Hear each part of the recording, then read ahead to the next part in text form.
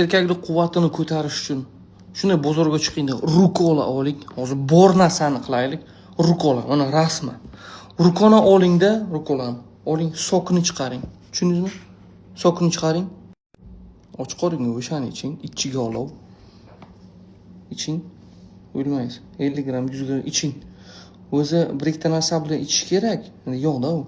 Tushundingizmi? Erkaklik quvvatini ko'tarish uchun rukolani sokini iching. Ikkinchisi, kuniga 3 gram ezilgan, tuyulgan sholg'om, turp urug'larini. Xohlasangiz turp urug'ini, xohlasangiz sholg'om urug'ini ezib turib, asalga aralashtirib yeng o'shani. Faqat yazvangiz bo'lmasligi kerak. Oshqozonga yomon ta'sir ko'rsatadi. Yazva, gastrit juda issiq narsa voqea. Tushundingizmi? Oshqozon zo'r bo'lishi kerak. Asalga kuniga 3 gram, undan ortiq emas. Ana uni sholg'om urug'i belni quvvati, erkaklik quvvatini ko'taradi. Bomba qiladi. Tushundingizmi? Turp urug'i ham xuddi shunday. Bo'g'in kasalliklariga ham turp urug'i.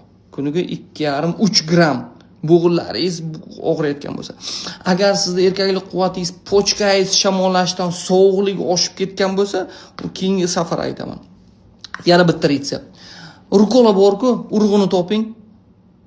Urug'ini topingda, masalan, bir 50 gramini olasiz, 100 gramini yuvib tozalab, 1 litr sut, 1 litr sariyog', damashni sariyog'. Sutni ichiga solib qaynatasiz. Rukolani tasavvur qildingizmi?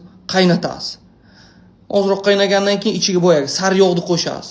Qaynataverasiz. No'xat ham qo'shishingiz mumkin. No'xat bor-ku.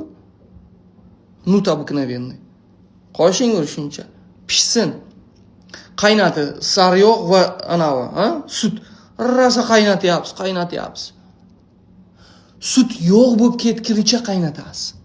Tasavvur qildingizmi? Yog' qoladi va sutni quyuq qoladi. Yog' bo'lib ketsin вообще. Hamma sut ispareniya bo'lib ketsin. Keyingisiga asalginani aralashtirib yeng, ko'zni chiqarib yuborsin bir hamma joyda. Tushundingizmi? Mana shunday qiling. Ana eng osonini aytyapman sizga. Davay, boring, bozorga chiqing, rukola oling. Faqat aytmang, erkaklik quvvatiga zo'r ekan deb. Qimmat bo'lib ketadi.